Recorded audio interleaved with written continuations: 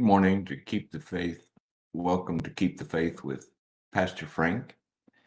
Pray you're doing well this morning. And as always, I welcome the opportunity to say hi to you this morning. This morning, we're going to be in Genesis chapter 6, and we're going to talk about Noah found favor. We'll probably spend I'll probably do one more little devotion on next on Monday. So, good morning, Pastor Walty. A little surprised to see you online with us, but it's good to see you. Good morning, Sister Janine. It's good to see you with us this morning. Sister Liz, it's good to see you this morning. Brother Lee, God bless. It's good to see you. Good morning, Sheila. It's good to see you online. Good morning, Brother Lewis and Sister Gail. It's good to see you online. Good morning, Pastor Gary. It's good to see you online. Pray you're doing well. Mr. Gail saying good morning to everyone. So,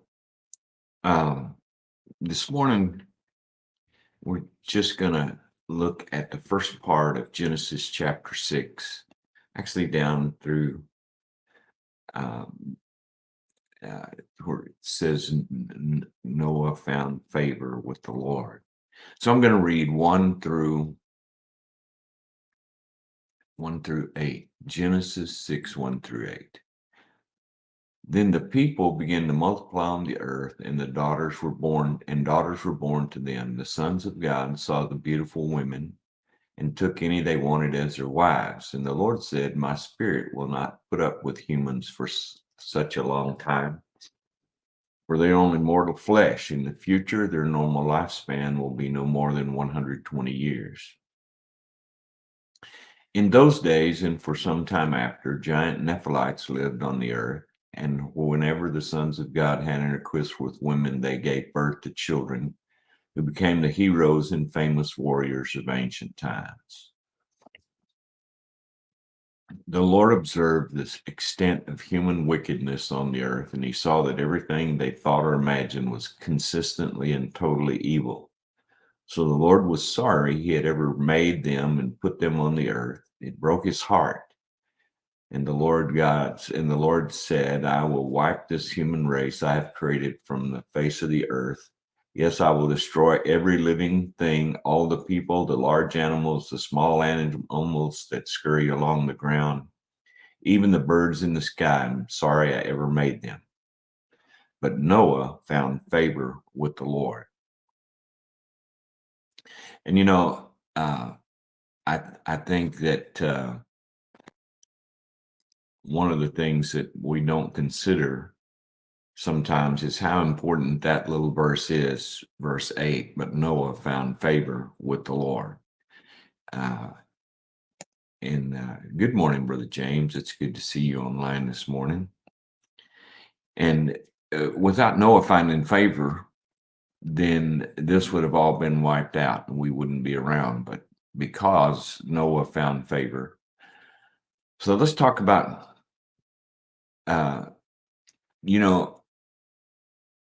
everybody's had a plan that went wrong.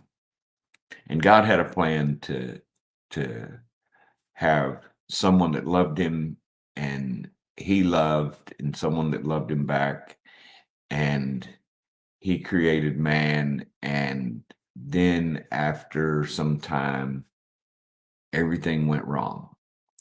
The people that he had created to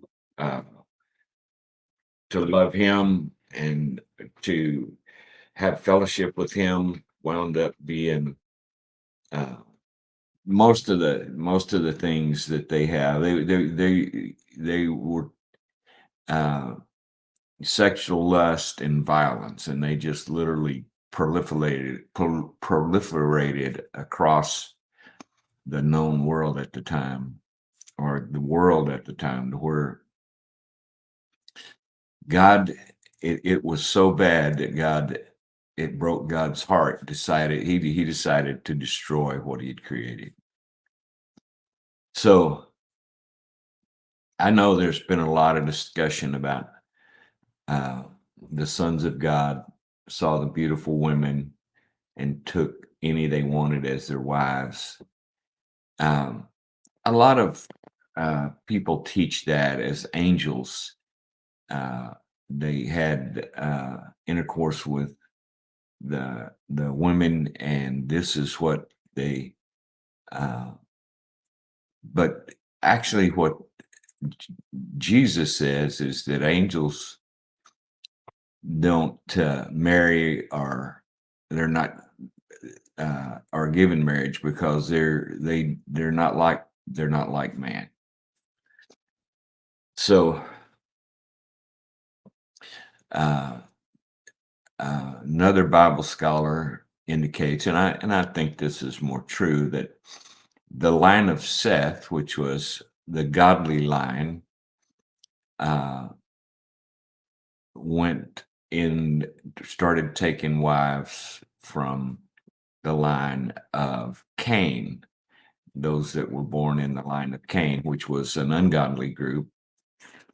And as they um, and this says that um, it, it was bad enough that last week or last few days we read and we talked about how how people live to be almost 1,000 years old. I mean, Methuselah, 969 years old.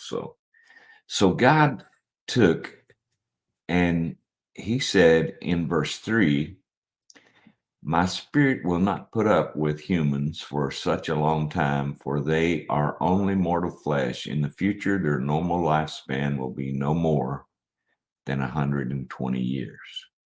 Now, see, even in verse 3, you see an indication that God is intending to make a way for man to continue, for us to continue. So uh, it says in those days and for some time after, giant Nephilites lived on the earth. For whenever the sons of God had intercourse with women, they gave birth to children who became the heroes and famous warriors of ancient times. The Lord observed the extent of human wickedness and on the earth, and he saw that everything they thought or imagined was consistently and totally evil. You know, we live in a world that is broken. Uh, it's broken because man decided to disobey God. And I think that, to be honest with you, we spend more time and money trying to fix a broken world than care for broken people. And if we want to do what God wants us to do, then we're going to have to pay attention to the people. And I know there's companies that have spent billions and billions of dollars to clean up one river now, and made some. It made a difference, but in the meantime, many people were harmed by what they had done to the river, and they took care of the river but didn't worry about the people. God is interested in the people.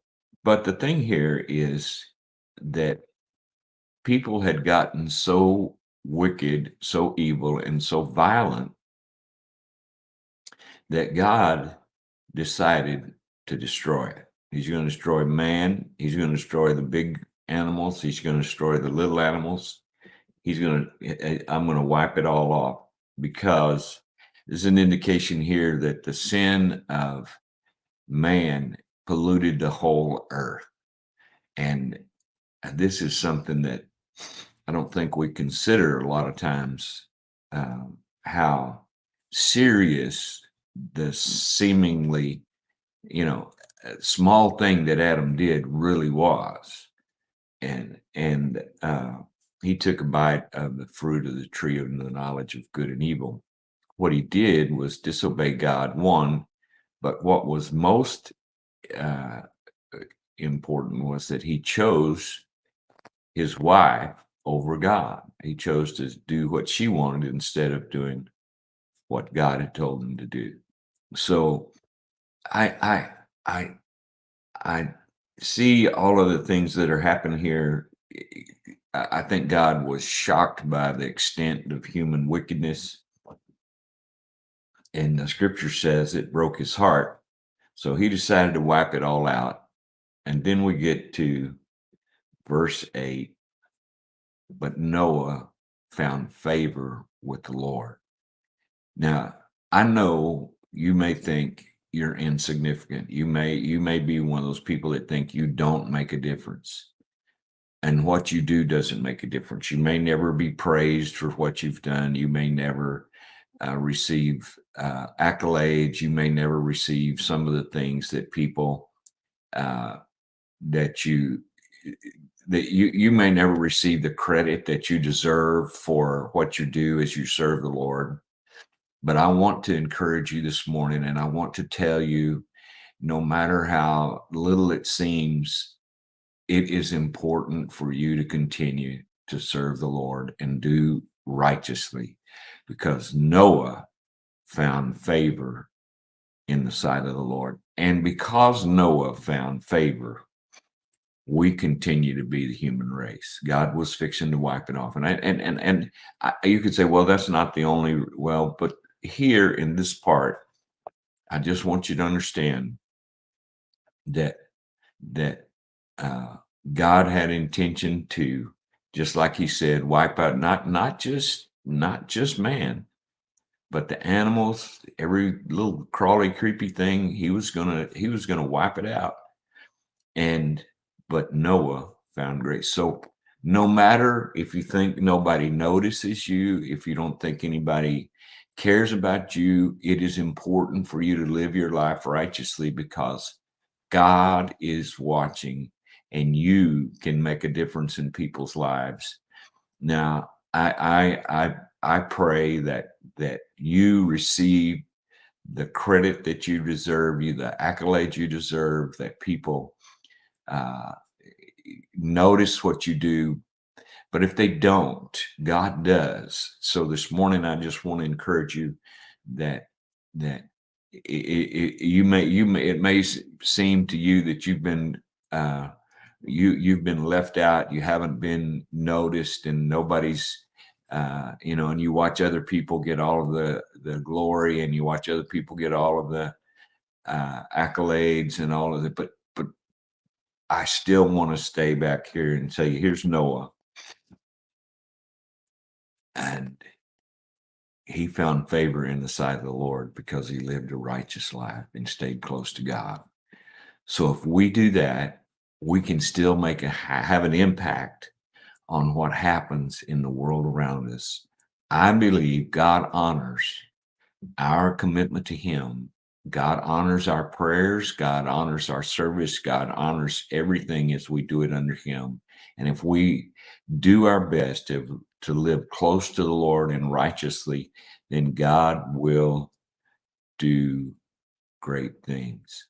And I want you to understand, I don't know, I feel like I'm speaking to somebody through here this morning. Just continue to do what you do, because God notices, even though people may not. God notices. And just because one man on the face of the earth decided to stay close to God and stay away from all of the sexual impurity and the violence and live close to God, it changed the course of humanity. So this morning, I'm just saying, don't ever think little things are not important. Remember, whatever, that's right, Brother Gary. Gary says, right here. He says, all you do, do it for the Lord. Whatever you do, do it as unto the Lord. And I think a lot of times we get caught up in uh, other things. And so this morning, I just want to encourage you again and let you understand that God notices you. He knows where you are. He knows what you're doing. He loves you. And remember, you could be the peace that changes the lives of many, even though nobody around you notices. So this morning, God bless you. Keep the faith. I'll see you Monday morning, and we'll go on down about this story about Noah. So uh, I really appreciate you joining me early in the morning. Keep the faith. See you Monday.